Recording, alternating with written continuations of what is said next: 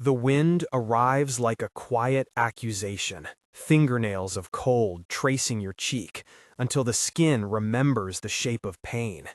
Your breath fogs, a pale ribbon that drifts and fades, and under your boots the snow gives with a low, surprised sigh.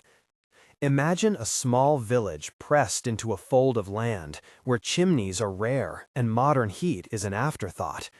You stand at the edge of Sarah's tribe and feel the air as history, the cold as a teacher. Touch the rough hide draped over your arm and smell peat smoke mixed with the clean, metallic tang of long-frozen earth. What would it take to live whole seasons in such a place without the quick certainty of a stove or furnace? You are among people who learn to make shelter from the ground itself, and to make warmth into an object that could be stored and handed from one hand to another. For the next hours, you will move with them, into pit houses that inhale the wind, around lamps made of oil and moss, into smoke rooms where clothes are mended and stories are anchored, out across white plains guided by snowshoes and dogs. You will be shown concrete techniques and quiet rituals, the small economies of fuel and the larger economies of care. Before we begin, dim the light or close your eyes for a moment. Breathe slowly and let your ears find the hush under the wind. You do not only watch, you learn to listen. Sarah is at the center of this story. She is not a mythic hero. She is the one who stitches skins while her child watches, who walks the ridge to check the caches, who argues with tradition when a new problem demands it. Around her orbit 8 faces you will meet by name and in action. Anouk is a stonekeeper, the person who understands the heat of rock. Mira arranges the stores and knows the taste of all preserved foods. Tomas guides sleds and dogs. Ilya is a young builder, fast with hands and slow with ceremony. Ki is a singer who brings ritual to work. Old Hana remembers names of storms. Joran records small measurements on scraps of leather. Lena tends wounds and stitches hides. Each plays a role that makes survival both technique and social art. The first scene opens at dawn. The sky is the color of old tin, and a powdering of new snow sifts down like ash. You follow Sarah into the entry of a pit house. The entrance is low and narrow. As you crouch, you feel the cold rush past the crown of your head, and then the dark closes in, muffling the world. The air inside meets you like warm hands.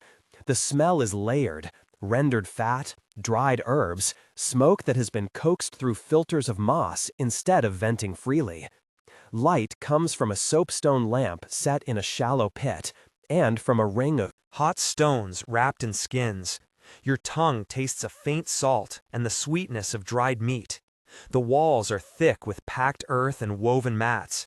The first dialogue begins between Sarah and Anouk, and it stretches long enough to teach you how questions are posed and how practical knowledge moves in a community. You place your palm on the packed wall where it is still warm from the day. The earth accepts you, dry and slightly gritty, with the faint perfume of decayed grass. Sarah: we make them, like bellies, not boxes. Anouk: the stone keeps the memory of the sun. Ilya: but stones crack when you push them too far. Mira: we wrap them, we never leave heat bare. Thomas: how much wood did you gather yesterday? Ki: enough for the lamps for 3 nights, if we are careful. Old Hana: remember the winter when the lamps sputtered? Sarah: we almost lost the caches then. Joran: the caches in the lee are still half buried, I counted. Lena: the hides must dry before the next ceiling. You sense a rhythm in their words, as if each sentence is a stitch in a larger fabric. There are small, soft sounds here, the rubbing of leather, the scrape of a flint, the subtle clink of a lamp as someone nudges it. You feel the vibration of a child's breath against your calf, a heated exhale that warms the skin for a second. The conversation deepens with subtext. Each question tests a boundary that could mean thrift or ruin. Each answer is both instruction and memory. The daily routine you witness is not heroics, it is an accumulation of small mercies. Outside the pit house, the village arranges itself according to the weather. There are caches of pemmican and cured fish, smoke pits for drying meat in controlled fog, stone stores for mass thermal storage. You watch as Mira explains how they ration oil for lamps, keeping the flame a thin river that feeds many. The description is tactile. You see the oil slick in a wooden bowl, black and glossy. You hear the careful slosh as it is transferred. You smell the sharpness of fish fat and the sweet resin from a spruce twig used to adjust the flame. You taste a preserved berry offered to you with instruction, tart and late summer in a mouth made for remembering warmth. There are two scenes of work that linger and teach. In one, you observe the mending of a sod roof, where the hands work like weathered birds. In another, you watch the packing of a cache using layers of moss and birch bark sealed with tallow. The first technical description comes when you ask how a pit house can stay warm without a constant fire. You are told about thermal mass, about the way packed earth resists temperature changes, and about how low openings reduce convective loss. The explanation is concrete and short.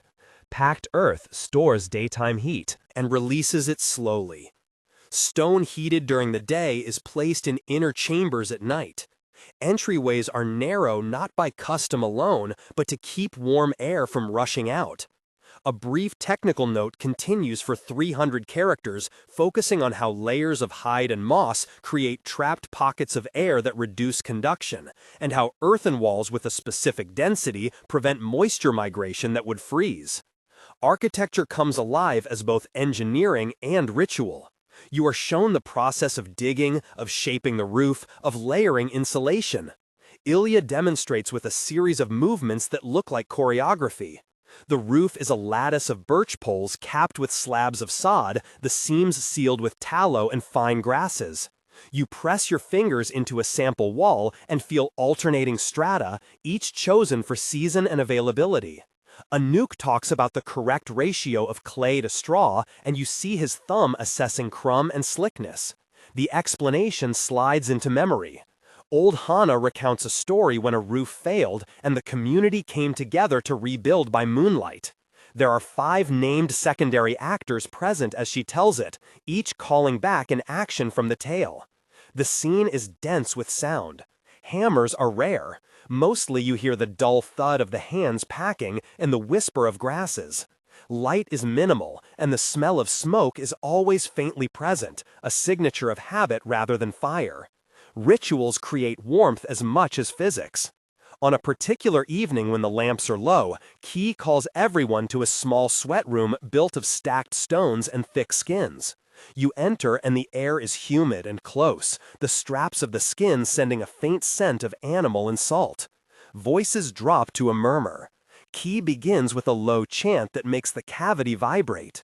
The senses sharpen.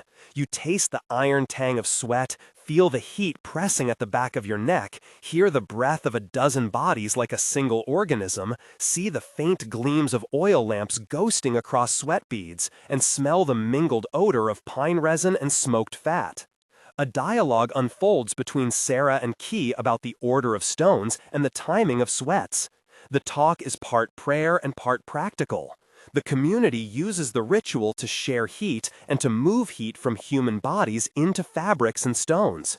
It is also a social furnace where grievances are softened and ties are rewoven. Food preserves lives. Mira opens a store where pemmican is folded like a small treaty between hunger and patience. You learn the sequence of operations. Meat is sliced thin, dried at a controlled distance from smoke, pounded fine, blended with rendered fat and berries, pressed into cakes and stored in the cold. The technique description is precise and clear. Pemmican lasts because fat encases protein and moisture is minimized. Smoke adds antimicrobial compounds, and the cold itself is a natural preservative when food is properly sealed. The process description stretches to 290 characters and outlines the curing timeline, temperatures kept during drying, and the proportions of fat to meat for optimum shelf life. You taste a scrap and feel the concentrated sun of late season and the dense chew that leaves a warmth in your belly. Storage is ritualized. Caches are lined with birch bark, wrapped in moss, and buried under a shallow drift where permafrost keeps a slow cold that preserves without freezing solids into unusable blocks. Clothing and medicine form an anatomical library of survival. You watch Lena as she examines a pair of moccasins, noting the direction of the hair and the stitch tension.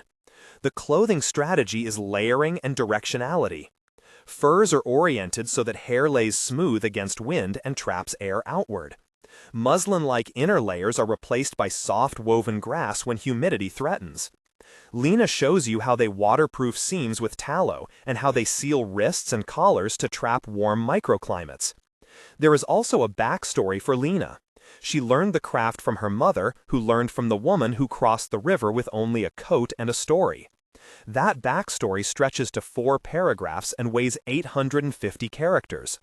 It tells of early loss, apprenticeship, a scar that marked her hand, and the craft that became her language and solace. Her method of forming moccasin soles is precise. She folds and stitches with sinew in a pattern that distributes wear and reduces slippage on glazed snow. Medicine is folk and effective. A poultice made from heated tallow and spruce resin treats cracked skin. A tea brewed from dried lichen eases cough. Each remedy is explained with the smell, the texture, the taste, and the way the body responds. Movement across snow changes the map of possibility. Tomas and his team prepare sleds and snowshoes for a routine resupply trip.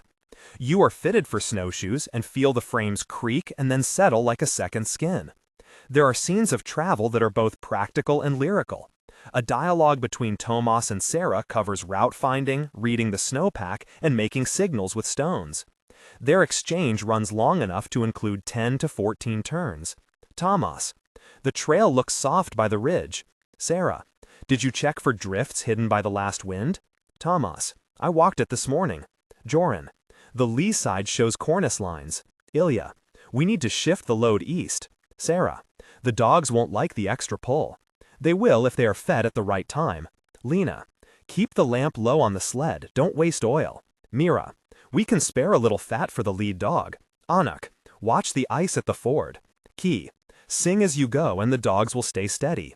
Old Hana: remember the last crossing when a pack tipped? Sarah: we will. Cross differently now.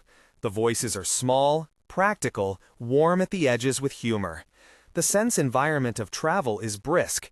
You hear the scrape of runners, smell the faint animal musk of the harness, taste the clean sting of cold on the tongue, feel the tension in the harness strap, and see the line of paw prints recede into a world that is silent and white. Block 7 completes with a longer travel scene. There are 5 to 8 named travelers present. They narrate a map of knowledge. They test snow depths with poles, they watch for hard shells that form over soft drifts, and they read the alignment of snow cornices as signs of wind direction. This is practical ecology. They move slowly because haste invites catastrophe. The description is rich with the 5 senses and with small technical notes about gait and load balance. You learn why loads are distributed along the sled base and why certain dogs are worn closer to camp. Missteps in this choreography cost time and food and sometimes lives. Then the storm arrives. It comes not as thunder, but as a compression of silence. The sky thickens and the light goes flat. Wind aligns like a blade. The village seals. The crisis block begins. There are 3 to 5 moments of tension, each 500 to 600 characters long, spaced as quiet disasters that test ritual, skill, and community. Moment 1. The cache at the lee side collapses into a drift, and half the pemmican is smothered, thawing and refreezing into an inedible slab. Panic is small but practical. The people huddle and decide to reprocess what can be saved, to add fresh fat and new smoke, to ration differently. Moment 2. A roof gives way under the wet weight, and water threatens the stored hides. The community wades into the damp, and the work becomes wet and urgent, stitches pulled tight and tallow melted into seams while the wind roars. Moment 3. A sled team is late returning, and a thin track is lost in wind. Decisions are fast. Sarah divides the search teams, sends extra oil for lamps, and instructs the dog handlers to leave markers in the snow. The moments are not cinematic explosions, they are granular and tight. Each exchange in the decision-making is long and deliberate, with 10 to 14 lines of speech between key figures. Sarah: "We cannot leave the children unattended." Tomas: "I will go with Ilya and the 3 strongest dogs now." Joran: "Take the spare lamp and the flares." Lena: "If they get stuck, we will know where to look by the smell of resin." Anouk: "Wrap stones in skins and leave them in caches for slow warmth." Mira: "We will strip fat from stored meat and make small lamps to search by." Key: "Sing the calling thrice so they follow sound." Old Hannah: "The storm will not break until tomorrow. Move now." The tension is human. You feel the small, sharp ache of waiting, the metallic taste of fear, the slippery film of ice underfoot. These crises force micro-innovations. You are shown how stones are wrapped in skins and placed in the center of a shelter to release stored heat across a night. The process description is practical and exact, for 295 characters. Heat stones are heated near a live coals pit, transported with leather tongs, and layered in skins filled with seaweed or moss, which acts as buffer. The stones cool slowly, releasing stored thermal energy without exposing the shelter to open flame. The storm resolves by cooperation and humility. Some hunts return early and share meat. Captured moisture is wrung from furs and hung near but not on heated stones to avoid damp, making the shelter colder.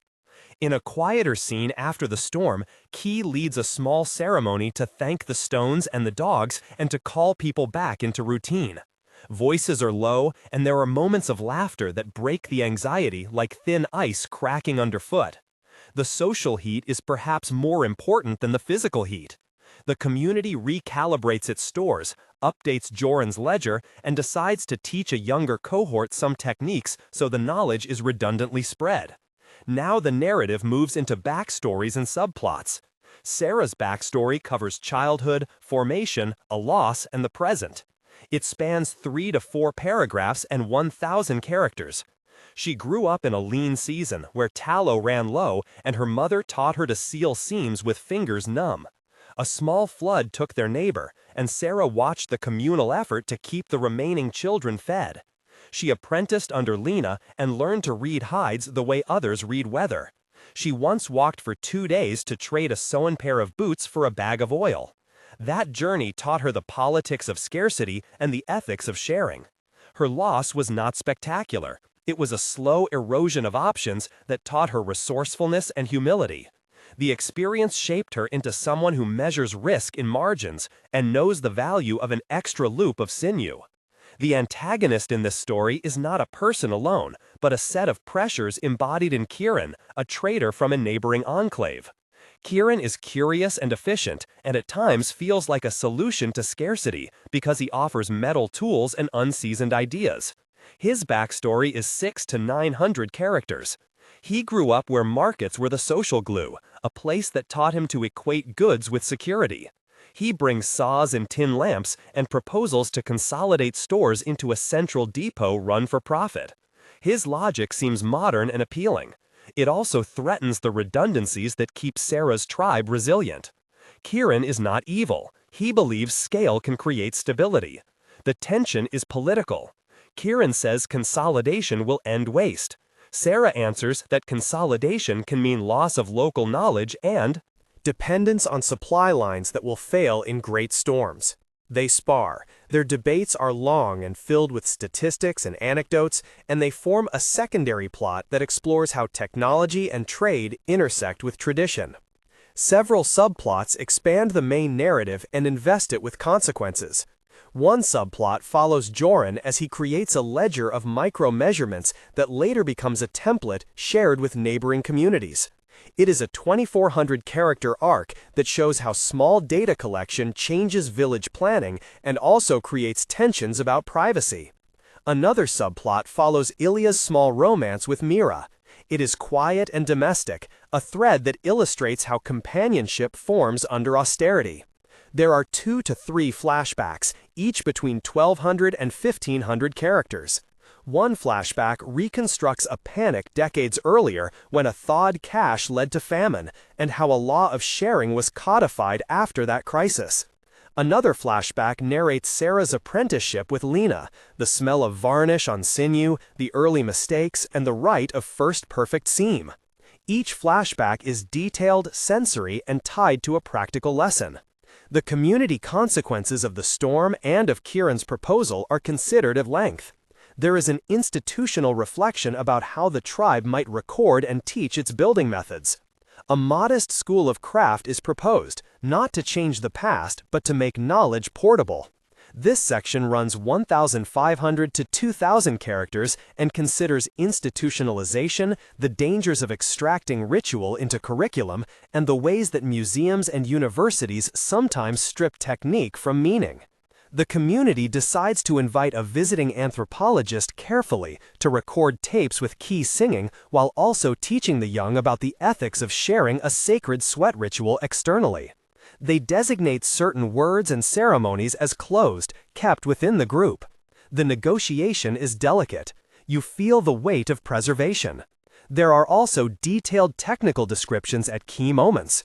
For example, the making of an oil lamp is described with practical steps and sensory detail. Scoop animal fat into a shallow soakstone bowl. Twist a strip of dried moss as a wick and lay it across the bowl so it catches a thread of oil. Light and keep flame low. Each bowl burns for hours if maintained and provides diffuse warmth. The technical passage is 280 characters and explains why bowl shape and viscosity matter. Another technical passage explains snowshoe construction, about frame bend, rawhide lacing tension, and footstrap placement.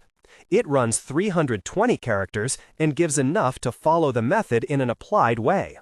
Halfway through the narrative, at around the point where discovery and engagement peak, there is a small pause for community. This is where a commentary invitation lands. You speak directly to the listener. If you are moved, take a breath and think where you watch from. If you would like to contribute a line, use the prompt, "I am watching from," and name your place and one small surviving technique. Your participation becomes a map of cold practices. This CTA is soft and woven into the story. People are invited to share one sentence. Then the narrative resumes without jolt. The voice slips back into story with Maria assembling small lamps and Sarah heading out to check sled lashings. In Block 8, the climactic tests demand both grit and improvisation. The storm returns in a fierce echo, and there are 5 principal moments of tension, each described at length about 500 to 600 characters. One of them is a medical emergency. A child collapses from hypothermia, and Lena must improvise warming techniques using body contact, warmed stones, and an oil lamp at a controlled distance. The description is clinical and human. Another moment involves a betrayal of sorts, when a cached supply is found under refuse, suggesting theft or miscalculation. The community convenes and dialogue runs long to determine accountability and repair social trust. They use a circle in which each person speaks and each answer is recorded by urine on leather. The talking is slow and methodical. A third moment tests supply chain, when Kieran cargo is delayed and the tribe has to decide whether to accept his centralization plan under duress. They vote and debate. A fourth moment is physical. A roof almost collapses from ice, and Sarah and Ilya lead a risky climb to secure beams. You feel the scrape of ice, the sting of falling snow on exposed wrists, the burnt taste of breath, and the sound of inch-by-inch work. The fifth moment is emotional and intimate. A decision about a child who must be sent to a southern relative to guarantee food is argued and then resolved. Each of these moments is dense with dialogue and sensory description and shows the community as an organism of mutual obligation. After the storm subsides, the community begins to codify what it has learned. Small changes are made. Storage is reorganized with double-layer caching, and a small communal fund of oil is created. They make a practice of teaching 3 apprentices each year. Kieran, seeing the limits of his plan, proposes a hybrid model that keeps local caches but offers metal tools on fair trade. He is partially accepted. This compromise is neither triumph nor defeat, but a survival path fitted with phrase and strengths. The narrative slows and prepares for closure. You are given 3 epilogue moments that cover 1 month, 3 months, and 6 months. Together, they must total 2,000 to 2,500 characters. The 1-month epilogue reaches 750 characters. 1 month later, the sun sits a little higher. The village has repaired most roofs. The children play at the edge of the thaw, and the ledger that Yoren keeps has become a communal object pinned to the wall. The new methods for wrapping stones are standard, and the first apprentice cohort can heat and seal. A stone pit in under an hour. The lamps burn with a practiced economy. Kieran visits with a modest gift of tools and a proposal to teach the village how to mend metal for the same hours he charges outsiders. Sarah records the list of changes and adds 2 items to a list of future redundancies, a small library of practical notes tied with sinew. 3 months later, the epilogue continues with 750 characters. Spring is cautious but evident. Small green shoots push through thawed ground near natural springs. A neighbor sent a piglet for breeding as a token of shared harvest. A local school has been scheduled to teach young people how to make pemmican and prepare sealskin boots. The community experiment with integrating a few iron nails in structural points, using them only when local wood cannot hold on its own. The sweat ritual remains closed to outsiders, but the songs are recorded with permission for archive and use in private teaching. A small cooperative forms to own the shared oil stores, so that market pressures from merchants like Kieran are blunted by local governance. 6 months out, the final epilogue segment uses 900 characters. The harvest is modest but stable. The children who learn to stitch now teach others. There is a new practice of making small heat stones in advance of predicted storms, and storing them in clay-lined chests. The hybrid model of trade and local craft has stabilized the flow of necessary metal without undermining the culture of mutual care. Sarah looks at a map of drift lines she and Joran drew and feels a steady confidence. The tribe is altered but intact. They carry forward rituals and techniques learned in the crucible of the winter. The story ends with a small civic decision to open a weekly table where those with excess share with those who need, and where apprenticeships are assigned without cost. The conclusion gathers and slows. You remember the warmth under your hand from the soapstone, and the taste of pemmican that tasted like held sunlight. You have seen practical physics at work, and social practices that make them possible. The principle is simple. Heat is stored, conserved, and distributed with care, and the real hearth is communal. To sum up technically, the combination of thermal mass, layered insulation, and controlled combustion produces stable interior climates. The mass of heated stone and packed earth buffers temperature swings, while layered seals of hide and moss reduce convective loss. Routines of sharing and redundancy protect against supply shock. If this story opens something in you, consider sharing where you are watching from, and one ancestral or local technique you know. Your note helps map the ways people make warmth across climates. It is a gentle invitation. Final images remain with you. You step out of the pit house, and your footprints are shallow and bright against the thawing crust. Someone inside bends to mend a seam. Someone outside carries a wrapped stone like a small sun. The last line returns you to a metaphor that is both warmth and ethic. In the end, the lesson is that heat is not only fire. Heat is a practice of care that can be folded, stored, and passed. If this immersion moved you, then carry that warmth into the small acts of your day, and remember that human ingenuity and human tenderness often arrive together when the cold is sharp.